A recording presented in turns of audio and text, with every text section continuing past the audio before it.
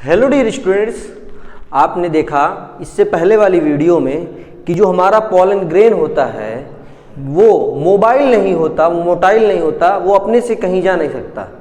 अगर हमको फ्यूज़न कराना है, फर्टिलाइजेशन कराना है जो कि नेसेसरी है, तो हमें क्या करना पड़ता है, कोई एजेंट होना चाहिए जो पॉलन ग्रेन को ले जाकर स्टिग्मा के ऊपर लैंड करा दे।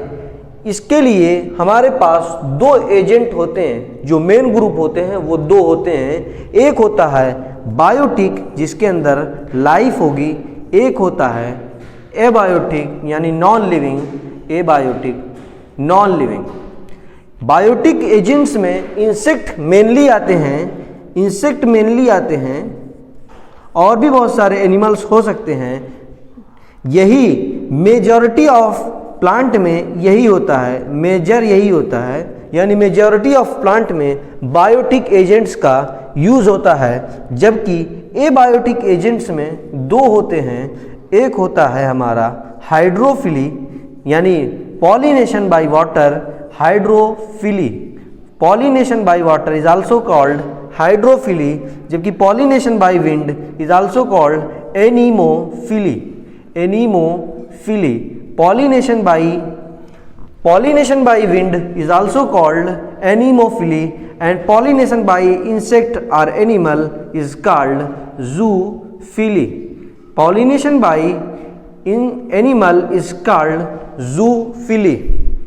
अच्छा, पॉलन ग्रेन जो होता है वो स्टिग्मा के ऊपर लैंड ही कर जाए, ये एक चांस फैक्टर होता है। ऐसा कोई ज़रूरी नहीं है कि पॉलन ग्रेन जो भी हवा पानी या एनिमल लेकर गए हैं वो स्टिग्मा के ऊपर लैंड ही करा देंगे।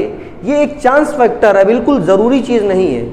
तो इस चांस को बढ़ाने के लिए, इस अनसर्टेनिटी को ख़त्म करने के लिए, कि फर्टिलाइजेशन के चांसेस को बढ़ाने के लिए प्लांट क्या करते हैं, ढेर सारे थाउजेंड्स ऑफ पॉलन ग्रेन पैदा करते हैं, thousands of pollen grain produce करते हैं, ताकि उनमें से एक ही पॉलन ग्रेन स्टिग्मा के ऊपर लैंड कर जाए और फ्यूज़न हो, फर्टिलाइजेशन हो, आगे की इवेंट्स हो। इस चांस को बढ़ाने के लिए प्लांट्स क्या करते हैं, बहुत सारे पॉलन ग्रेन प्रोड्यूस करते हैं। अब हमारे पास जो दो एजेंट्स होते हैं उसमें से हम पहले एबायोटिक एजेंट को पढ़ेंगे। एबायोटिक में भी मेनली विंड पॉलिनेशन ज़्यादा होता है। ये हाइड्रोफिली जो होता है यानी वाटर से पॉलिनेशन ये कम होता है। एबायोटिक में सबसे ज़्यादा विंड पॉलिनेशन पाया जाता है, वाटर पॉलिनेशन कम होता है एबायोटिक में भी, और प्लांट सबसे ज़्यादा बायोटिक का यूज़ करते हैं। अब हम देखने जा रहे हैं विंड पॉलिनेशन, या उसी को हम दूसरी लैंग्वेज में मेन टर्मिनोलॉजी में कह सकते हैं एनीमोफिली। एनीमोफिली जो होता है एबायोटिक में सबसे ज़्यादा पाया जाता है, और ये सबसे ज़्यादा ग्रासेस की फैमिली में पाया जाता है। इसके कुछ फीचर्स होते हैं, इसके फ्लावर्स के, इसके पॉलन ग्रेन्स के, इसकी स्टिग्मा के कुछ फीचर होते हैं जिसको हम लोग डिस्कस करेंगे। सबसे पहली कंडीशन जो होती है, इसका जो पॉलन ग्रेन होना चाहिए, विंड पॉलिनेटेड फ्लावर का जो पॉलन ग्रेन होना चाहिए वो बिल्कुल लाइट हो, नॉन स्टिकी हो। लाइट, ताकि विंड जब चले हल्की सी भी तो वो उसको उड़ा ले जाए पॉलन ग्रेन को और स्टिग्मा के ऊपर लैंड करा दे। नॉन स्टिकी रहेगा तो कहीं चिपकेगा नहीं, यानी उसी एंथर के ऊपर चिपका ना रहे, आसानी से उड़कर वो स्टिग्मा के ऊपर लैंड कर जाए। दूसरे, स्टेमिन जो हमारा है, दूसरी जो प्रॉपर्टी होती है पॉलन ग्रेन की, उसमें फ्लावर की, वो ये कि जो हमारा स्टेमिन है, जो हमारा एंथर है, वो वेल एक्सपोज्ड होना चाहिए, ताकि पॉलन ग्रेन इजीली हवा के करंट में उड़ पाएँ, विंड के करंट में उड़ जाएं और स्टिग्मा तक पहुंच जाएं। तीसरी जो प्रॉपर्टी होती है विंड पॉलिनेटेड फ्लावर की, वो ये कि स्टिग्मा इनका फीदरी होता है और लार्ज होता है, ताकि थोड़ा बहुत अगर टच हो जाए तब भी उसकी बॉडी में पॉलन ग्रेन फंस जाए और पॉलिनेशन हो जाए। पॉलिनेशन हो तो फ्यूज़न फर्टिलाइजेशन आगे की इवेंट्स हो जाएं।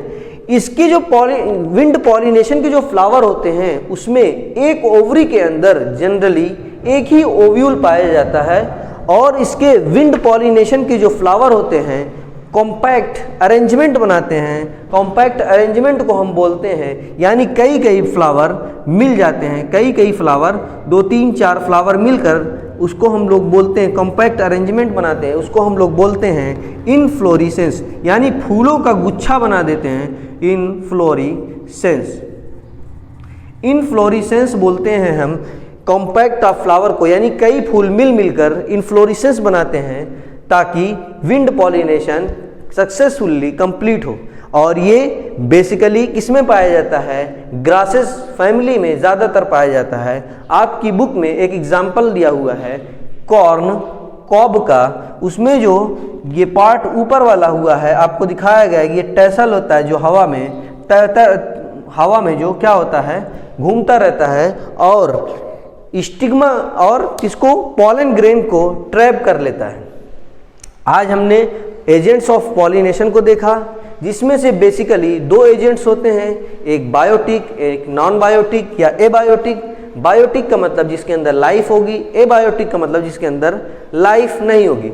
बायोटिक एजेंट्स में एनिमल आते हैं, ऐसे पॉलिनेशन को हम जूफिली भी नाम देते हैं। एबायोटिक में वाटर पॉलिनेशन और विंड पॉलिनेशन होता है।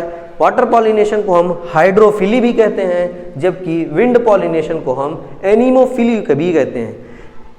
पॉलन ग्रेन स्टिग्मा के कांटेक्ट में आए, ये एक चांस फैक्टर होता है, चांसेस होते हैं कि आए, होते हैं कि ना आए। तो इस अनसर्टेनिटी को ओवरकम करने के लिए, इस अनसर्टेनिटी को ख़त्म करने के लिए प्लांट ढेर सारे thousands of pollen grain release करते हैं ताकि कोई ना कोई स्टिग्मा के ऊपर लैंड कर जाए और फर्टिलाइजेशन हो, पॉलिनेशन कब सक्सेसफुली कंप्लीट हो। उसके बाद हम सबसे पहले विंड पॉलिनेशन को डिस्कस किया हमने। विंड पॉलिनेशन के कुछ कैरेक्टरिस्टिक होते हैं, जैसे कि इसका जो पॉलन ग्रेन होता है वो लाइट होता है, नॉन स्टिकी होता है, जो स्टेमिन होता है वो वेल एक्सपोज्ड होता है, स्टिग्मा फीदरी होता है ताकि आसानी से पॉलन ग्रेन को ट्रैप किया जा सके। इसके जो फ्लावर्स होते हैं इन्फ्लोरेसेंस बना देते हैं, कम्पैक्ट स्ट्रक्चर बना देते हैं, गुच्छा बना देते हैं फ्लावर्स का। और जो इसके फ्लावर होते हैं उसकी ओवरी के अंदर जनरली सिंगल ओव्यूल होता है और ये कॉमनली ग्रासेस की फैमिली में पाया जाता है। आप अच्छे से इसको पढ़िए। नेक्स्ट हम लोग डिस्कस करेंगे वाटर पॉलिनेशन। ठीक है, थैंक यू।